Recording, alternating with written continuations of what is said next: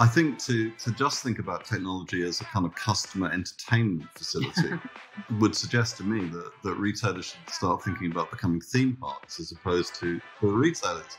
They're not. They're in the business of selling product. And if they can't provide that product at the right time in the right place with the right style or purpose, then technology is the entertainment of people is really secondary.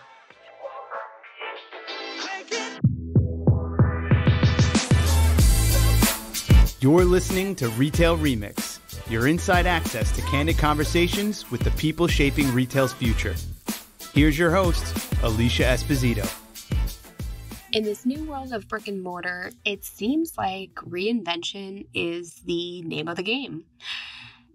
It seems like every day we're seeing another case of a new store concept, a reimagined brand, or a retailer trying to adapt its store experience to accommodate new services, fulfillment operations, and so much more. That's why we've seen modular store design really come to the forefront as a way for retailers to test new concepts, switch them out, and really find not just what works for the brand, but what is optimal for the customer. I recently sat down with Mark and Ricky Landini of Landini Associates to talk about what's driving this new era of store reinvention, the role of tech and how it should support customers at every stage of the process rather than creating new hurdles, and most of all, how retailers can embrace modularity to bring their reinvention to life. So if you're looking to adapt and evolve your store experience and are attempting to be a bit more agile, this conversation is for you. Thank you so much for being on the show. It's great to have you. Thank you for having us. It's our pleasure. So for those listening now who don't know Landini Associates and the work you do, why don't we start there? Why don't you share a little bit about your firm and the work that you do? So we've been established in Australia now for 28 years. We came from London, and during that time, I was creative director of Conran Design Group, and previous to that, Fitch and Company, which at that time was the first publicly listed global design company. We are a small 25-strong multidisciplinary design company. Primarily, we work in retail, although we also do a lot of work in hospitality. And we tend to work all over the world. Most of our work is outside of Australia, which makes, in some places, Sydney a dumb place to live. Prior to the pandemic, we were spending most of our times in airports. As I say, I think about 80% of our clients are global. Excellent. On your site, what really caught my attention was that with your work, you're reinventing normal. I'm curious, can you define what that means or entails exactly? Because obviously everyone's talking about reinvention and new normal. So I found it fascinating that was kind of embedded into your messaging and your approach. Yes, well, I mean, we have been doing what we call reinventing normal well before the pandemic. And I think, how we would define it is just looking at how a retailer operates in a totally new way. And that's not reinventing for the sake of reinventing. I mean, if it ain't broke, don't fix it. But it's sometimes that retailers just do things because that's what everybody else is doing, or that's what they've always done. And this is just a fresh way of looking at things to give them a better outcome. Yeah, I mean, as Ricky says, oftentimes people look sideways or backwards before they look forward. And really, reinventing normal is just a way of re-examining whether the starting point was the correct starting point. And if it was, then you evolve from there. But sometimes the starting point is formed by a number of mistakes along the way in ways that could be done better. But I mean, that changes also almost by day to day. For example, Amazon was only formed 10,000 days ago. It's a sort of nanosecond, really. And so it's had an amazing impact on us all as a global race of citizens. And you need to take that into account these days. And a lot of retailers haven't. They've been lazy. They've thought that it would go away. They've been distracted by operational matters and so on and so forth. There's many, many reasons, but normal changes almost, as I say, weekly. And so you really need to kind of address what the normal is and then work out from there, as opposed to necessarily saying, well, we've always done it this way. Yeah, I think that's a really great point, and it definitely aligns with some of the challenges that we've seen emerge within a lot of retail organizations. And I mean, even prior to the pandemic, the notion of reinvention was very appealing. It was something that alluded to differentiation, guiding, or leading in an industry. But now I feel like people are looking at this notion of reinvention a little bit differently. Some are looking at it as table stakes. I think, Mark, to your point, a lot of folks really had that mindset of this is the way we always have done things, so why change? I think people are feeling a bit more pressure or a bit more urgency to rethink that. But I'm curious what you're seeing in your conversations, in your work with clients right now. Where are you seeing the most focus or attention being placed among your retail clients? Well, I think, a lot of them are trying to survive, as you well know. I mean, the pandemic has been enormously impactful to everyone and the way that we live. And I think even in this short period of time that we've been living through it, it's fundamentally changed people's value systems and the way that they live, and indeed where they live and where they can live. So a lot of retailers have spent the last year sort of assessing that, but mainly from an operational point of view, most of them, because they've had to change the way that they function because of the pandemic. That said, a number of them are also looking and have been looking pre-pandemic at what the future might hold within the context of technology and so on and so forth. And I think that's an interesting area, which perhaps we'll see the results of that thinking, towards the end of this year and earlier next year. Certainly, many of our projects that we started pre-pandemic, you would have thought when you see them, had been influenced by the pandemic. In fact, they were influenced by forward-thinking and intelligent retailers that predicted that things would have to change and therefore started looking at how that might pan out. So, there's been a combination, in summary, of panic and restructuring. Most retailers are very heavily operationally driven, which a lot of people don't take into account. Certainly a lot of designers don't take it into account. And it's quite difficult to slow that machine down and restart it. So one of the most important things that many of our retailers have been looking at, our clients, has been the restructuring of their internal organizations to allow for change. Change doesn't just happen. A good idea doesn't get implemented if there isn't an organization behind it to implement it. So the sort of organizational structure of retailers is something that's probably been happening behind the scene more than we see. And certainly the aspirational use of technology and the appropriate use of technology has been explored by a number of retailers, some, I think, rather foolishly, others more intelligently. And I think Amazon's a really good example of that with their Just Walk Out experimentation, which has been probably going on for about 10 years. Yeah, that's actually a really good point, Mark, that I want to drill a little bit deeper into because, in our world at Retail Touchpoints, we try to look at both the science of store experience, which is largely, the tech, the processes, as you say, but also the art. We have design retail under our wing, so we do try to look at the design at face value, but also how the brand kind of comes alive through aesthetics and other elements. And I looked at your portfolio of work, your offerings, and you seem to cover the gamut. So I would love to hear your perspectives as far as how brands and retailers are trying to strike that balance. I mean, if at all, I'm sure priorities may vary depending on the category of retailer, their priorities. But how are they balancing that art and that science of retail, so to speak? Are they really looking inward, looking at how they're collaborating internally to determine what approaches to take? That cultural point, Mark, I think really struck me, and I'm wondering how that impacts the decision-making process now. I don't think that we would separate art and commerce. Mr. Selfridge 100 years ago wrote a lovely little book. It's very easy to read. You can read it on a short train journey. It's called The Art of Commerce. I wouldn't distinguish design from that. For us, design is a cognitive process that is one of examination and then invention. And if aesthetics play a role in that, which of course they do, then it is just a slice of the cake. It's not the entire cake. and it shouldn't be separated. So the way things look should be influenced by not the subtleties or the subjective realities of the designer or the retailer, but by whether or not they're effective commercially. As you said earlier, whether they differentiate you or whether they're just a fashion-following trend that actually throws you back into a pack of people and competitors that are all doing the same thing.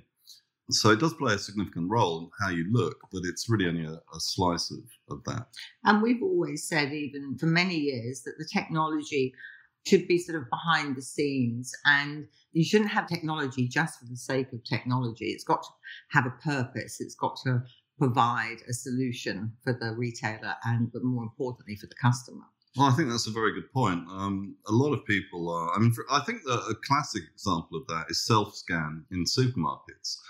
The thing that people hate most about supermarkets is queuing up for the checkouts. And so what a number of retailers are looking at now is actually transferring that labor-intensive process back onto the customer by allowing them to scan the products themselves with their phones. Now, you get very frustrated by that. If that's all they're doing, then really it's quite a kind of mean way of treating your customers, because essentially you're saying is do our job yourselves. I think what Amazon Go are doing with their Just Walk Out technology is actually, as Ricky says, using technology to aid the customer and give them something, which is the ability to use both hands while shopping and not have to pack and unpack and pack and unpack and pack and unpack, or scan and pack and scan and pack with only one hand free. And I'm not quite sure how you push a shopping trolley around with one hand, pick with the other and scan with the other. It seems to me to be a rather ridiculous way of making the shopping experience more fun. It doesn't. In the short term, it might seem novel, but the reality is that it's just a transfer of labor back onto the customer. And I don't think that's a very good idea. I think what Amazon have always done is only develop ideas that have significant customer benefit, whether that's financial or, in this instance, physical. But as Ricky says, you don't see the technology. I mean, yeah, you can see the cameras in the ceiling. Why would they try and hide them? But the technology actually provides you with a completely different experience. And that experience will actually affect the built environment, because no one's really discussed this up until now. But if you can just walk out anywhere without paying, that means you don't have to walk out via the checkouts. And consequently, that also means that you can just walk in anywhere. And if you can just walk in anywhere, you don't need a front door. And if you don't need a front door and can have multiple front doors, then your car park can actually be arranged around the 360 degrees perimeter of the building. And that provides you with a lot of challenges and opportunities from a layout point of view. Wow. I really like the way you unpacked that. And I really appreciate the nuance in the example of why the Amazon Go model is so powerful and so effective for the customer, whereas other more, traditional, you could say, checkout experiences, self-checkout experiences may seem convenient, but may have some hidden bumps or issues that may reflect poorly on the customer experience. It just goes to show, I think, how subtle some of these principles are and how carefully it all needs to be thought out. I don't know. It's just something, the way you laid that insight out. It's just, I really appreciate the nuance there, I guess, in the process. Well, it goes back to my earlier point that organizations have to change their fundamental internal operating structures before they can actually reinvent themselves. And there's no point doing something that they can't manage. There is no organization that is investing in the same way that Amazon does. If Jeff Bezos thinks something's a good idea, then he will invest billions of dollars into it. There is no other organization on the planet that has that kind of what I would call benign dictatorship in their sort of operating principle. By being able to do that and take those kind of investment decisions almost on the run, many of which might fail, they're able to do that. Now, most organizations, when it comes to payment, will have a computing systems team, someone who buys the checkouts, and that's how it's done. What Mr. Bezos does is think laterally all the time, and I think that's really interesting. Yeah, absolutely. I do want to dig a little bit deeper into the tech component of store strategy, the top of mind tech, what retailers are thinking about, because for a while there, in our coverage at least, and I'd love for you to tell me otherwise, we were seeing a lot of conversations around tech being a driver of in-store engagement and entertainment. And it was a conversation of how long can we get people to stay in the store? Obviously, with COVID, the conversation shifted to how can we use technology to make this experience as quick, seamless, and safe as possible for everyone who's involved in the process. And I'm almost wondering if we're slowly getting to the point where the worlds are almost coming together, meaning we're still going to try and keep safety and the immediate needs of the consumer top of mind. So, Ricky, to your point around being thoughtful and intentional about those decisions, but also try to add some of that delight into the store and that excitement in a way. And I'm curious what you're seeing in the way of technology's role in the store. Has it changed over the past year? Will it continue to change? And what retailers should be focusing on right now? I don't think you can actually separate, unless you're quite naive, the use of technology in the supply chain to the customer experience. The back of house that people don't see is fundamental to every retailer, and some of the most interesting developments that we've seen globally come out of fashion. For example, Uniqlo, H&M, Zara, people like that use technology not just to sell things, or rather, at point of sale, within the store, but to provide a supply chain that very quickly takes fashion and turns it into product and brings it into the store, so that the stores are very exciting and refreshed constantly and always up to date in terms of trends. That's all done by a very sophisticated back-of-house manufacturing technology system that no one sees. I think to just think about technology as a kind of customer entertainment facility would suggest to me that retailers should start thinking about becoming theme parks as opposed to the retailers. They're not. They're in the business of selling product. And if they can't provide that product at the right time, in the right place, with the right style or purpose, then technology is the entertainment of people is really secondary. And I think, sometimes retailers have to just think that they have to get back to being retailers. Nothing beats fabulous customer service. And that's the same whether you're in a physical store or whether you're online. I don't want to talk to a bot online because it doesn't really know what I'm saying most of the time. People will be delighted by being made to feel special by a retailer in whichever way that might be. And sometimes technology can be a bit gimmicky, which might be appealing the first time that you go to a store or the first time you go online. But I think that soon wears off if it's not supported by, good customer service.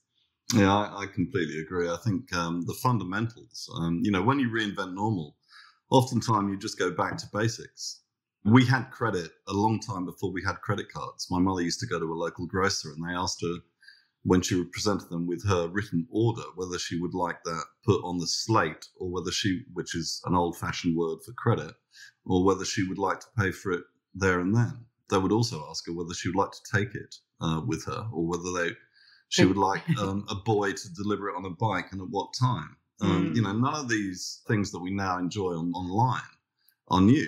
They're just different delivery systems that have been enabled by technology. But the joy of actually being recognized when you go into that store, my mother used to be greeted by the retailer with her name of choice, and they would know what her preferences were. They would know what her taste values were, probably what she'd bought before. And they didn't need technology to do that. But as the world is getting more complicated and as we actually get more types of shampoo, you need to actually understand what those preferences are. I mean, shampoo is a really good example, right? I mean, in those days, and I'm only talking 50 years ago, it's a nanosecond.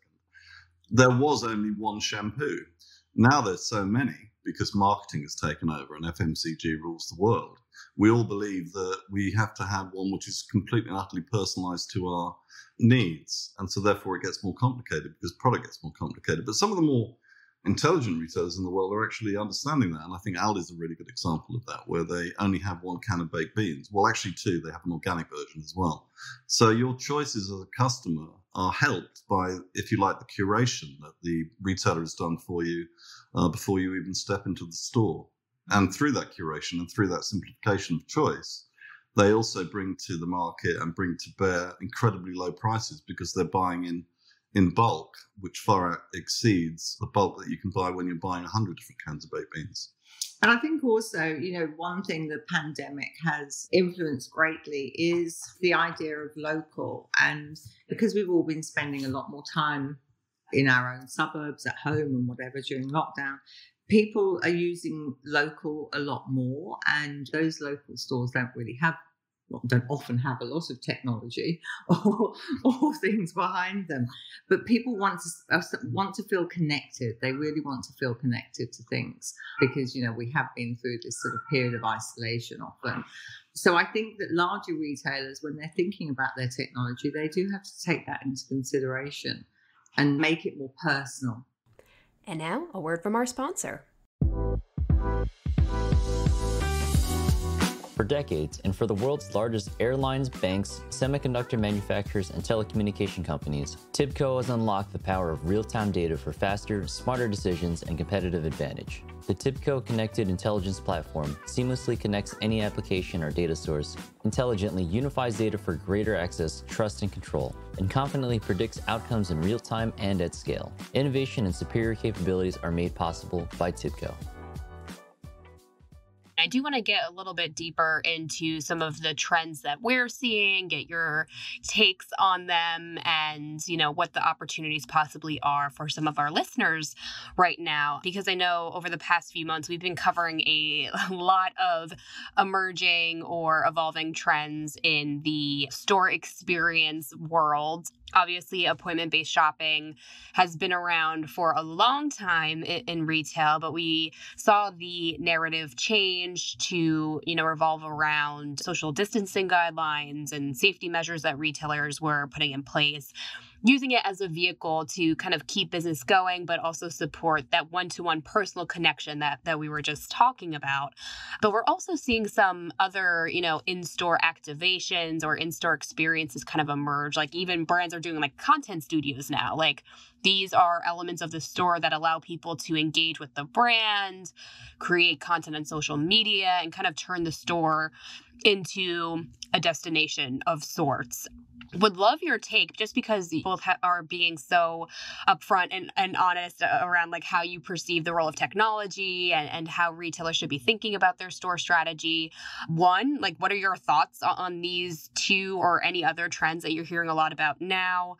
And I guess the second part of that question is, with all of these trends, how do retailers, sift through, I don't want to say noise, but sift through all of the hot trends and headlines and really determine what makes the most sense for their business? Well, I think, when it comes to content studios, you'd really have to ask someone under 30 who gives a damn, because, I don't. And therefore I'm not the target for those kind of things. I think what people have to realize is that most retailers run on very small margins. Time and motion becomes an incredibly important part of the operating of their businesses. And that anything that has a labor cost attached to it that doesn't significantly drive sales has to be seen as a marketing exercise as opposed to a retailing one. So therefore, if you're talking about bricks and mortar, giving up space to a live studio which can send Instagrams around the world has to be considered to be a relevant and valuable marketing tool as opposed to an operational retail one. And I'm not to say that it doesn't actually have value, because I think it does. But there is a lot of talk about pop-ups and activities that aren't really related to the day-to-day retailing, but are more to do with the external marketing of the brand. And if the space allows, then by all means do it. But they are very labor intensive and they can actually impact and affect your bottom line. There are better ways of doing it. For example, we recently designed a supermarket in Italy called Esselunga, and they're enormously successful. And so they had about 30 checkouts along the front of their store where, if they were a department store, they would have their shop windows. It made no sense at all to present in the most valuable space of the store the thing that customers hate the most. So we convinced them to turn those through 90 degrees and hide them down the side of the store, which required us to turn the gondolas through 90 degrees as well. And what we replaced them with was stuff that was happening in the store already, but behind walls, such as the bakery department. It was hidden upstairs, such as the kitchens that were making food that was being sold in the store or actually at the cafe that the store had already. And we put those where the checkouts were in a glass box. Now, that actually saved labor, because there were more actors and less actors and more theatre, because the baker could also do other things as opposed to just bake, and therefore the labour costs were lower and the theatre was much higher, and it's also a visible expression of what they actually were doing already but hiding. So I suppose it's a long-winded way of saying that there are things that people do enjoy seeing and can entertain you that are often hidden as we've sanitized retail over the years. Markets are much more fun than supermarkets, and you have to ask yourself why and what it is that we like about markets. Well, what we like about markets is the fact that we can go and gossip and gander and gather and try and bump into things and be bumped into. You can see things being delivered and taken away. You can see people arguing and shouting and trying to be heard. That doesn't happen in a lot of supermarkets, and I really wonder why, because they do actually possess all those activities, but they've just hidden them. So I don't think that you need to create artificial stimulation when the real stimulation is there to be seen. I think Hema, which is part of Alibaba in China, is a really good example of that, where they're using their supermarket stores as distribution centers, and they have teams of people fulfilling orders, not from a hidden warehouse, but actually from the store itself. And then they throw that stuff into shopping baskets that fly around the ceiling, a bit like they do at B&H Photos in New York, and deliver them to a motorbike, which then takes it to you. So that activity, which is normally sanitized and hidden, often in a separate location, is actually happening in the store. It's very entertaining. It's very theatrical, but it's not costing the retailer any more money than it would do. In fact, less than if they had a warehouse space, as Ricky says. I love those examples. And I think it really shows the value of just like rethinking the entire space, what happens in the store, and looking for those existing opportunities and ways to reconfigure the store experience around them and make them shine in a way. So thank you so much for sharing those examples. And I think it transitions in a way to the next few questions I have for you both before we close things out around the conversations we're hearing around agile store design. So this kind of ties to my point earlier around some of the different activations and experiences that retailers are trying to test in store. They're trying to find, the best way to try them. And if they don't work, how do we turn them over into something else? Or Mark, to your point, how do we repurpose our space and present it in a different way to let those hidden moments shine? I mean, I feel like, and I'm not a design expert, I feel like that modular approach has probably existed for a while, but again, it's really coming to the forefront now because retailers are trying to be agile, test and learn, and figure out what their consumers really want now. But I mean, is this a long-term approach? Is this something that should be kind of tied into the way retailers assess and revise and improve their store experiences? Like, I just love your take on where this particular trend, I guess you could call it a trend, is going. Yeah, I mean, I think the best retailers in the world are agile. They've been agile for years, and really that's driven by seasonality or by promotional activity that they planned and they have spaces for. I think and every retailer should actually be experimenting. I urge retailers to find a way of doing that in real life. Again, I go back to Aldi. I mean, they actually have 4 aisles in their store, and one of them is dedicated entirely to products that are bought in every Wednesday and every Saturday. They're specials. They could be anything from a chainsaw to a motorcycle helmet to skiing wear, which are enormously good value, generate fantastic margins for the retailer, and enormous amounts of excitement for customers who are reading about them online or in a paper printed catalog, and then literally queue up and in some cases fight for those products as they're introduced every Wednesday. And when they're reintroduced on Saturday, the ones that were introduced on Wednesday are moved to the back so that they are beginning to clear. Well, I'm told by Ricky that it's the other way around, but the point is made. So I think you can build in agility. I don't think agility should trip up your day-to-day operations. So by all means, build it in as an experimental thing. By all means, plan it as a marketing exercise and promotional exercise. But often it's done in a way that is operationally inefficient and trips up the operators. And I keep going back to operating, but it really is, you cannot actually have a new design that doesn't operate.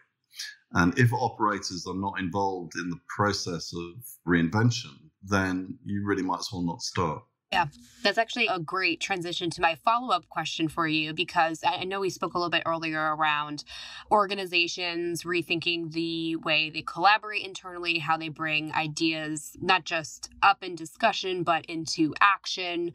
But there's always a disconnect between, what people imagine or hope to happen inside the executive team or inside the meeting room versus what actually happens in the store. So to your point around, actually operating these spaces and making Agile a reality.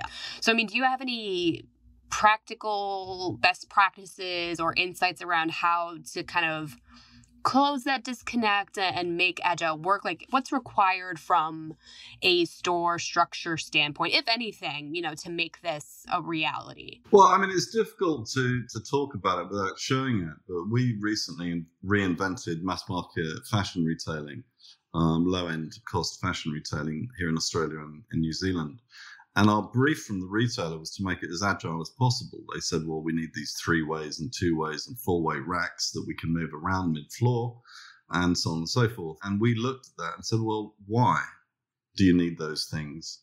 Because, well, we need flexibility. But the trouble with flexibility is that it's often badly lit, because no one is allowed now by law to climb up on a stepladder and change the angle of lighting, nor are they actually well qualified to make those decisions. Mm-hmm. So the more agile you make something, the more confusing you can make it. And unless you put in lighting technicians and plan maps of how things should be merchandised, then building in too much agility actually provides the opposite, which is actually badly lit, poorly merchandised, badly messy, collected mess.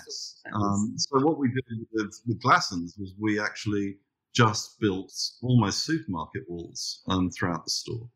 Every new collection is launched in the front, facing outwards. So they're like static wardrobes. They're static wardrobes. And the great thing about a static wardrobe is you can actually control the lighting onto it. So everything that's put in there by the merchants is brilliantly lit. Everything starts at the front of the store and moves towards the back. That's a principle, but previously it was done on merchandising systems that could be moved. We decided not to be able to move them. The net result of that is that their sales per square meter are now 400% higher in every Westfield centre that they're in. 400% higher per square metre their sales are than their nearest international competitor.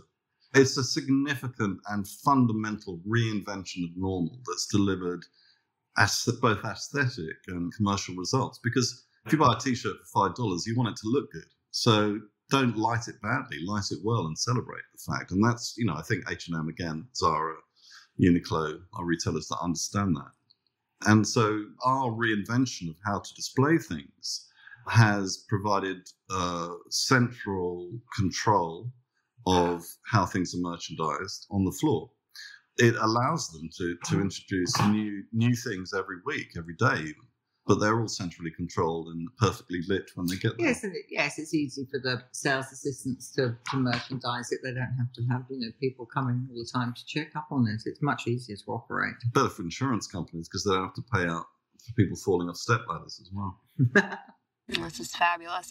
And I guess my final closing question around this is, are the KPIs that are tracked or the measures for success, do they vary depending on what the core objectives are for, a certain layout, or say it's a content studio? Like, is there a process to marrying KPIs to your objectives to measure or gauge the success of taking this agile approach? Or are there agile metrics, so to speak, that retailers need to be tracking to determine if this approach makes sense for them? Well, every retailer has to have a KPI system in place so that they can measure their business.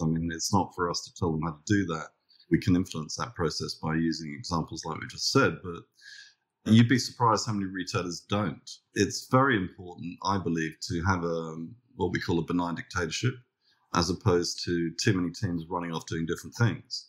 The benign dictatorship is a sort of centralized methodology for doing things that everyone can work towards. And the simpler things are, the better people in differential teams can understand what the core objectives are.